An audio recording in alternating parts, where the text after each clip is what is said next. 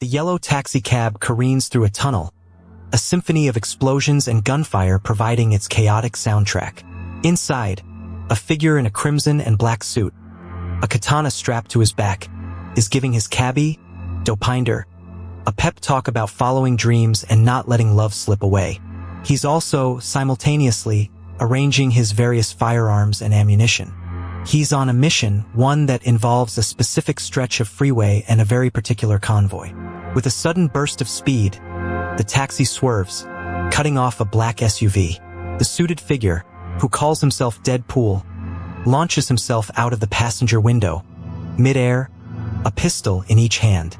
He lands with a crunch on the hood of the SUV, immediately engaging the occupants in a brutal, balletic gunfight. Bullets spark against the reinforced glass, but Deadpool is relentless, a whirlwind of motion and expletives. He's not just fighting.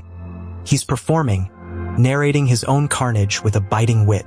The SUV swerves wildly, its driver struggling to maintain control under the barrage.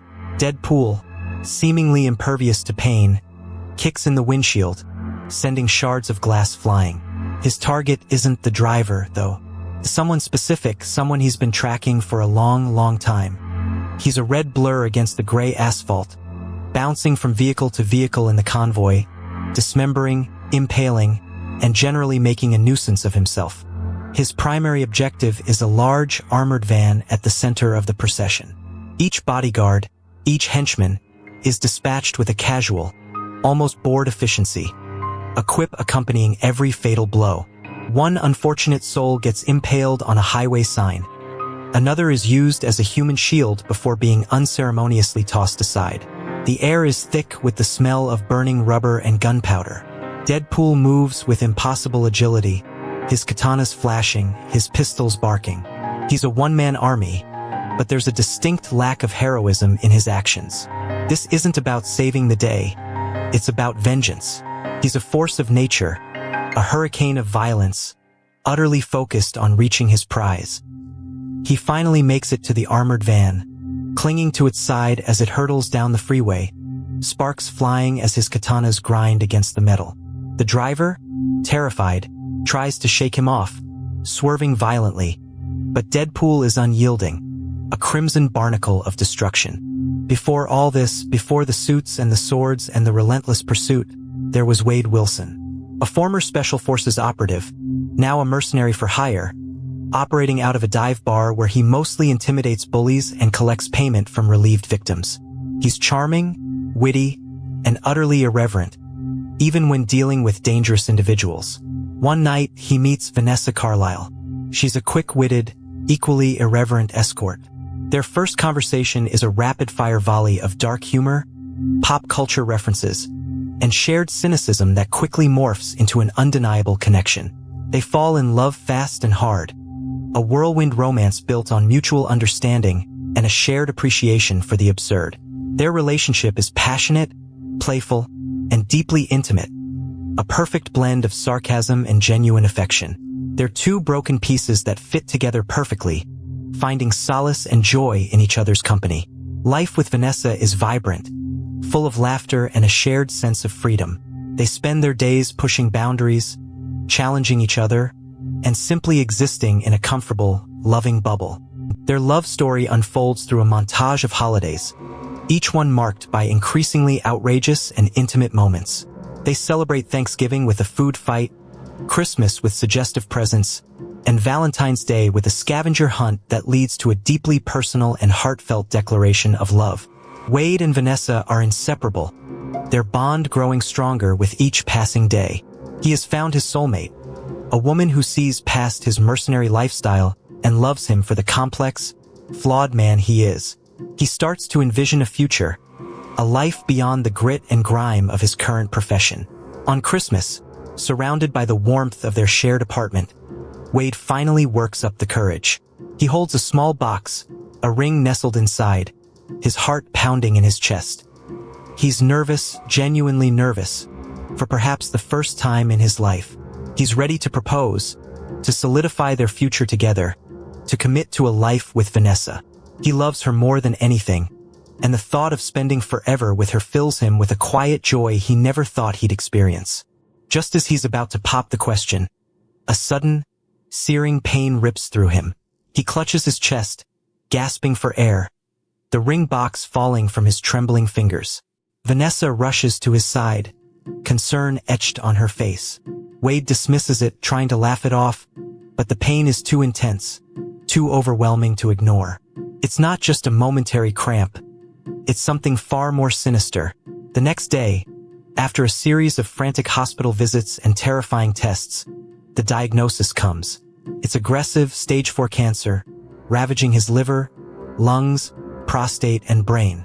The doctors deliver the news with grim faces, offering only palliative care and a prognosis of mere weeks, maybe months, to live. Wade's world shatters. The vibrant future he envisioned with Vanessa evaporates in an instant, replaced by a cold, bleak reality. He tries to maintain his trademark humor, cracking jokes even in the face of death, but the fear in his eyes is palpable. Vanessa is devastated, refusing to accept the diagnosis, desperate to find any solution, any hope. Wade, reeling from the news, initially tries to push Vanessa away, believing it's kinder to spare her the pain of watching him slowly die. But Vanessa refuses to leave his side, her love unwavering. She insists they fight this together, that they explore every possible avenue, no matter how remote. They spend days researching experimental treatments, alternative therapies, anything that might offer a glimmer of hope. The options are few, the prognosis grim. Then, one night, while Wade is drowning his sorrows at his usual mercenary haunt, a mysterious man approaches him. This enigmatic recruiter knows about Wade's condition, about his desperation. He offers a solution, a radical, experimental procedure that promises to not only cure his cancer, but to unlock his latent mutant abilities. It sounds too good to be true, a fantastical proposition that defies logic. The recruiter paints a picture of a new life, a life free from disease, a life with enhanced capabilities. He speaks of a clandestine organization, a secretive facility, and a process that will transform him. The offer hangs in the air, a tempting, dangerous lifeline. Wade is deeply skeptical, his mercenary instincts telling him something is amiss. He questions the man's motives, the legitimacy of the procedure, the cost. The recruiter is vague on the details but firm on the promise. A cure for his cancer and powers beyond imagination. The moral implications are murky, the risks unknown, but the alternative is certain death. Vanessa, despite her reservations, urges him to consider it. She sees it as their last, best hope. The thought of leaving her, of never seeing her again, is unbearable for Wade.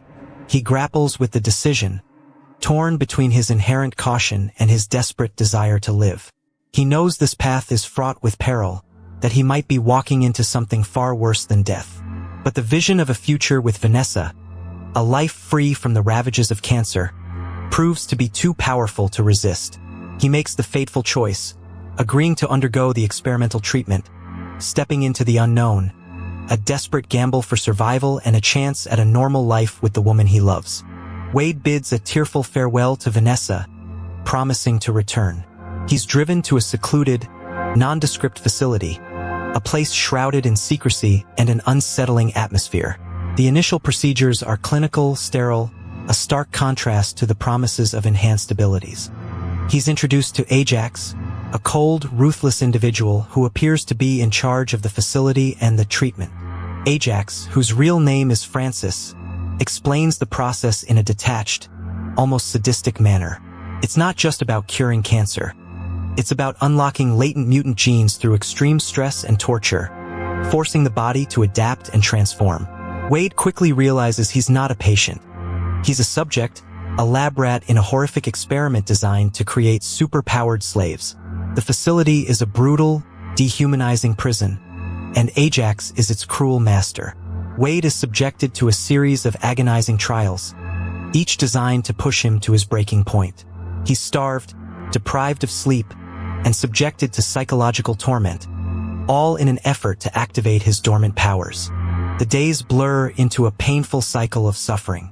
Wade's body is pushed beyond its limits, his mind assaulted with relentless psychological warfare. He's immersed in a specialized chamber where his oxygen is cut off, repeatedly brought to the brink of asphyxiation. He endures extreme temperatures, both hot and cold, designed to break his resolve and trigger his mutation. The constant pain and deprivation take their toll. His once vibrant skin begins to decay, becoming scarred and disfigured, a grotesque parody of his former self. His hair falls out, his teeth rot, and his body wastes away, becoming a canvas of ugliness. He tries to maintain his humor, his wit, but even that starts to crack under the relentless pressure. He's losing himself, physically and mentally, slowly transforming into something unrecognizable. The only thing that keeps him going is the thought of Vanessa, the promise he made to her, the hope of returning to her. He endures the torture, clinging to the sliver of hope that this horrific process will ultimately lead to a cure. Ajax delights in Wade's suffering, his cold, calculating demeanor never wavering. He sees Wade as a means to an end, another successful product for his illicit enterprise. The treatment finally begins to work, but not in the way Wade expected. His cancer goes into remission, but his body is horribly mutated. His skin a roadmap of scar tissue, his face a disfigured mess. He's become a monster, a walking horror show. The regenerative abilities kick in, healing his wounds almost instantly, but they also prevent his body from returning to its original state. He now possesses incredible healing powers, rendering him virtually indestructible, but at a terrible cost. Ajax and Angel Dust, his super-strong enforcer, reveal the true nature of their operation. They don't cure. They create super-powered slaves, and Wade is just another asset. Wade is furious, devastated by his transformation, the loss of his old self, and the realization that he's been cruelly deceived. He's a walking weapon, but he's trapped, disfigured, and utterly alone. Fueled by rage and despair, Wade lashes out, a desperate attempt to break free from his tormentors. He finally gets a moment alone with Ajax, launching himself at the man who ruined his life. A brutal fight ensues within the confines of the lab, Wade's newfound healing factor allowing him to withstand incredible punishment. He's still learning to control his powers, his movements raw and untrained, but his determination is absolute. He fights with the ferocity of a caged animal, driven by the desire for revenge and the longing for Vanessa. Ajax, despite his own enhanced strength and speed, is caught off guard by Wade's relentless attack. Wade manages to corner Ajax, demanding to know if there's a cure for his grotesque appearance, a way to reverse the mutation. Ajax, sadistic to the end, mocks him, revealing that he's the only one who can fix Wade's face, and he has no intention of doing so. This revelation pushes Wade over the edge. He needs to escape to find Ajax and force him to restore his former appearance, to reclaim his life with Vanessa. He will stop at nothing. Wade Wilson, reeling from a terminal cancer diagnosis that has spread to his liver, lungs, and prostate, faces a grim reality. He's told he has mere weeks to live, a prognosis that shatters his world, especially the newfound happiness with Vanessa. Desperate to spare her the pain of watching him deteriorate, he makes the agonizing decision to leave her, fabricating a story about going on a long, dangerous job. He walks away, his heart breaking, and heads directly to the shadowy figure who first approached him in the bar. The recruiter, a man with an unsettlingly calm demeanor, reiterates his offer. A radical experimental procedure that promises not only a cure for his cancer, but also the potential for enhanced abilities. Wade, with nothing left to lose and a desperate hope to return to Vanessa, agrees. He's driven in a black SUV to a desolate, abandoned-looking facility nestled deep in the mountains, a place that instantly feels more like a prison than a hospital. The air inside is cold, sterile, and filled with an unspoken dread. Upon arrival, Wade is stripped of his belongings and dignity. He's led through a maze of dimly lit corridors to a stark, windowless room. The recruiter introduces him to Francis, a man with an unsettlingly cold stare and an air of detached cruelty. Francis, revealed to be the true mastermind behind the operation, informs Wade that the process isn't about healing, but about unlocking latent mutant genes through extreme stress and torture. He explains that only the most resilient survive, emerging with powers. The weak simply die. Wade, realizing the full horrifying extent of what he's signed up for, tries to back out, but it's too late. He's strapped down to a gurney, the metallic clamps biting into his skin. Francis, with a chilling smile, assures him that the pain will be immense, but the results, if he survives, will be extraordinary. The heavy door clangs shut, sealing Wade's fate within the confines of this hellish, secretive facility. The torture begins immediately.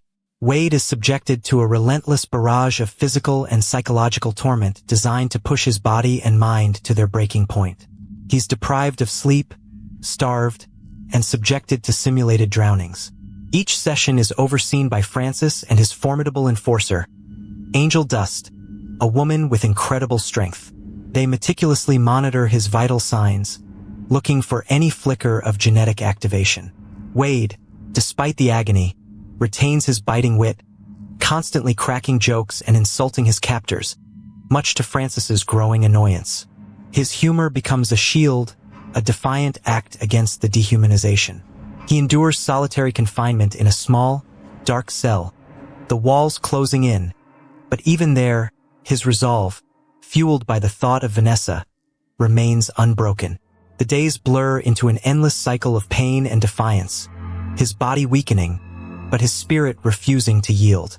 Francis, frustrated by Wade's stubborn resistance, escalates the torture. He believes that the ultimate stressor will be an extended period of oxygen deprivation. Wade is locked into a sealed chamber, the air slowly being siphoned out. The pressure builds, his lungs burn, and his vision blurs. He struggles for breath, his body convulsing, on the verge of unconsciousness. Just as he's about to succumb, Francis releases the oxygen, pulling him back from the brink of death.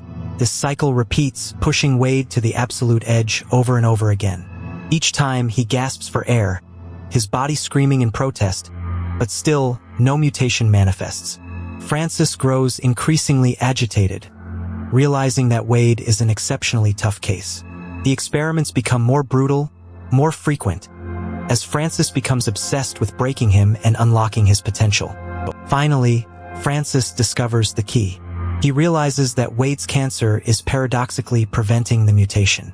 To activate his genes, he must bring Wade to the brink of death, allowing his body to heal from the cancer and simultaneously trigger the mutant gene. Wade is strapped into a coffin-like chamber, his body infused with a powerful serum. Francis then orchestrates a systematic breakdown of the chamber's oxygen supply, replicating the earlier deprivation, but this time, he intends for Wade to truly die and regenerate. The chamber fills with smoke, and flames erupt around Wade, increasing the heat to an unbearable degree. The combination of the serum, the lack of oxygen, and the extreme heat causes Wade's cancer to rapidly accelerate and then, just as rapidly, to go into remission, but not without a horrifying cost. His skin begins to bubble and contort, his features melting and reforming into a grotesque, scarred visage. The pain is unimaginable. The chamber explodes, and Wade, now hideously disfigured but impossibly alive, stumbles out of the wreckage. He feels an incredible surge of power, a complete and total regeneration throughout his body. His cancer is gone, but so is his handsome face. He's a walking, talking, scarred abomination. Francis, upon seeing his handiwork, is both repulsed and thrilled, realizing he has created something unique. He mocks Wade's new appearance, calling him a monster. Wade, fueled by rage and the sudden understanding of his newfound powers, snaps. He easily breaks free from his restraints, his movements unnaturally fast and strong. He attacks the guards, dispatching them with brutal efficiency, a whirlwind of fists and fury. His healing factor is instantly apparent as he shrugs off bullet wounds. He fights his way through the facility, leaving a trail of destruction in his wake, his only thought to escape and confront Francis. Wade, now embracing his new persona as Deadpool, navigates the burning, collapsing facility.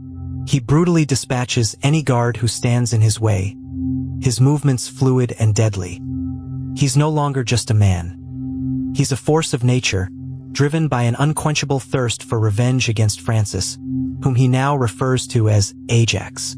He knows he can't go back to Vanessa looking like this, not until he forces Ajax to fix him. His disfigurement is a constant, agonizing reminder of the betrayal and torment. He finally confronts Ajax in a control room, but Ajax, true to his villainous nature, manages to escape, leaving Deadpool trapped in the crumbling building. Deadpool, refusing to be defeated, narrowly escapes the collapsing structure, tumbling down a snowy mountainside, his body healing from the impact even as he falls. He emerges from the wreckage, scarred but alive, his mission clear.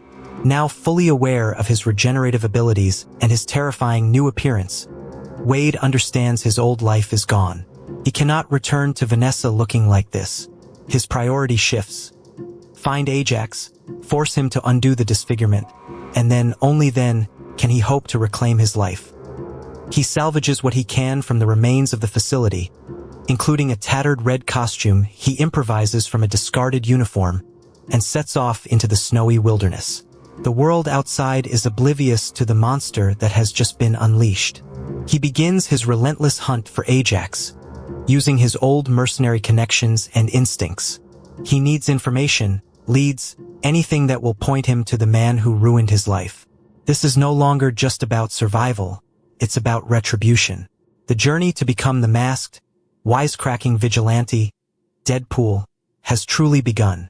Months pass as Deadpool meticulously tracks down Ajax's former associates, leaving a trail of broken bones and sarcastic remarks in his wake. He visits dive bars, interrogates low-level thugs, and even consults his old friend, Weasel, the bartender from Sister Margaret's School for Wayward Children. Weasel, initially horrified by Wade's appearance, eventually provides him with crucial intel.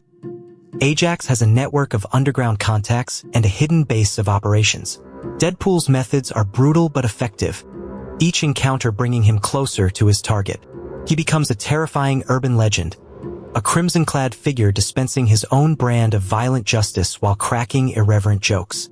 His relentless pursuit is driven by the burning image of Vanessa and the desperate hope that Ajax can somehow restore his face. Every punch thrown, every taunt delivered, is a step closer to confronting his tormentor. Deadpool finally gets a solid lead on Ajax's whereabouts. He learns that Ajax will be traveling in a convoy on a major expressway. This is his chance. He positions himself strategically, waiting for the perfect moment. When the convoy appears, he launches himself into action, a blur of red and black. He leaps from a bridge onto one of the vehicles, slicing and dicing his way through Ajax's henchmen with his katanas. The scene is a chaotic ballet of violence and dark humor, as Deadpool dispatches his enemies with brutal efficiency while simultaneously engaging in a running monologue filled with pop culture references and self-aware commentary.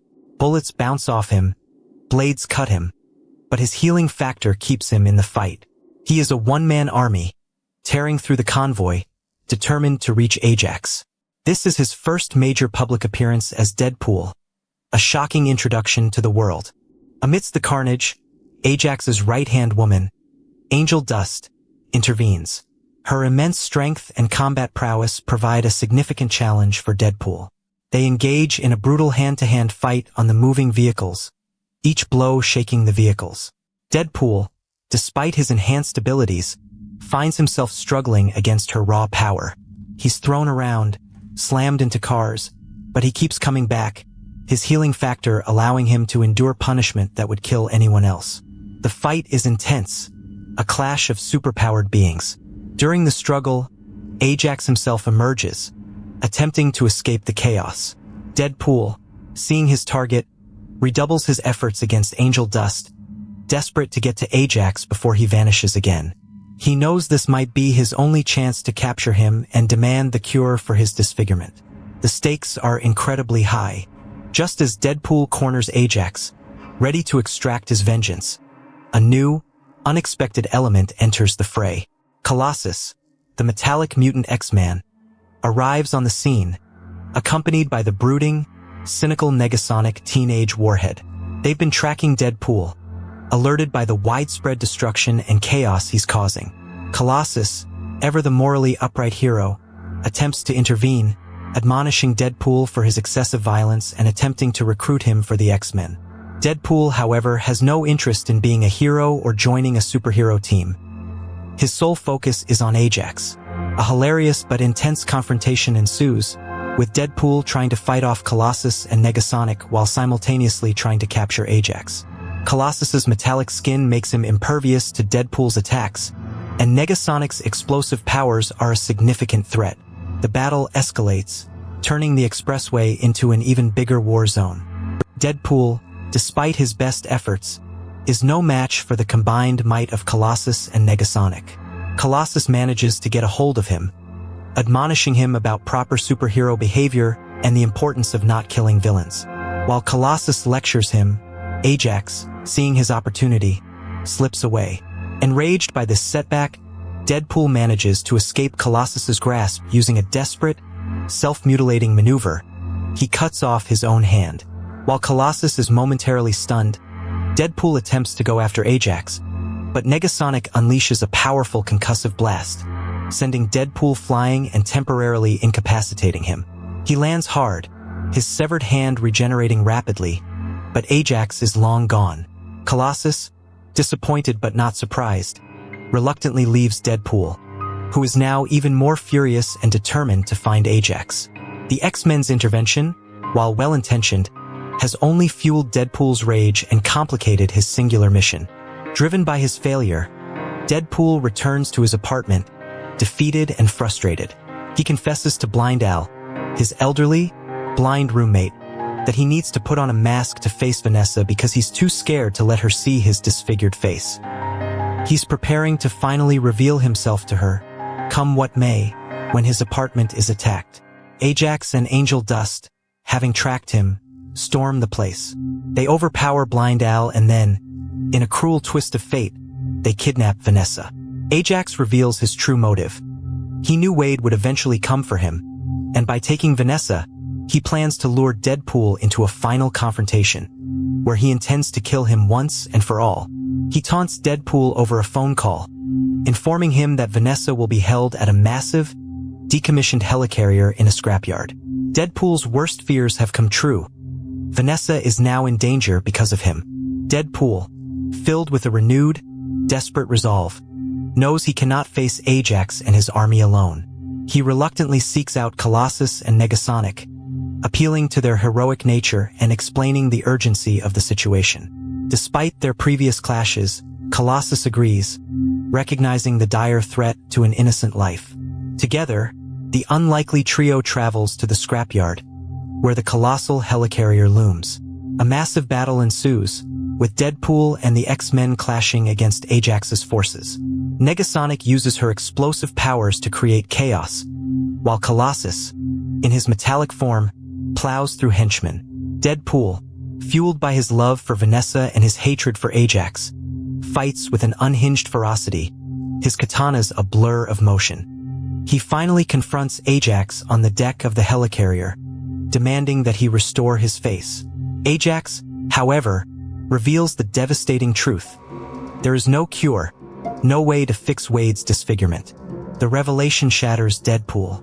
Ajax, with a cruel smirk, admits he never had a cure, that the disfigurement is permanent. He gloats that Wade will forever be a monster, unable to return to the life he once knew. Enraged and heartbroken, Deadpool brutally disarms Ajax. He has him at his mercy, a gun pressed to his head. Colossus, ever the moral compass, pleads with Deadpool not to kill Ajax, urging him to be a hero to take the high road. Vanessa, now free and seeing the full extent of Wade's transformation, also urges him to spare Ajax, not wanting him to become a murderer. Deadpool hesitates, torn between his desire for vengeance and his love for Vanessa, who he now sees looking at him with acceptance, not revulsion. He wrestles with the decision, the weight of his past and his future hanging in the balance. Despite the pleas of Colossus and Vanessa, despite the moral implications, Deadpool makes his choice. With a sardonic smirk, he declares, "You're right. I shouldn't kill you." And then, with no further hesitation, he pulls the trigger, shooting Ajax directly in the head. The villain collapses, dead. Colossus is horrified, and Vanessa is stunned, but not entirely surprised. Deadpool has chosen his own path, embracing his anti-hero persona fully. The immediate aftermath sees him cradling Vanessa, who, despite his appearance, accepts him for who he is. The X-Men leave, disapproving but understanding that Deadpool operates by his own rules. The helicarrier is destroyed, Ajax's operation dismantled, and Deadpool, now free from his personal vendetta, stands with Vanessa, forever changed, but finally at peace with his identity. He may be disfigured, but he is loved. His journey to become a unique, fourth-wall-breaking mercenary has truly begun. Join us next time for more heroic adventures.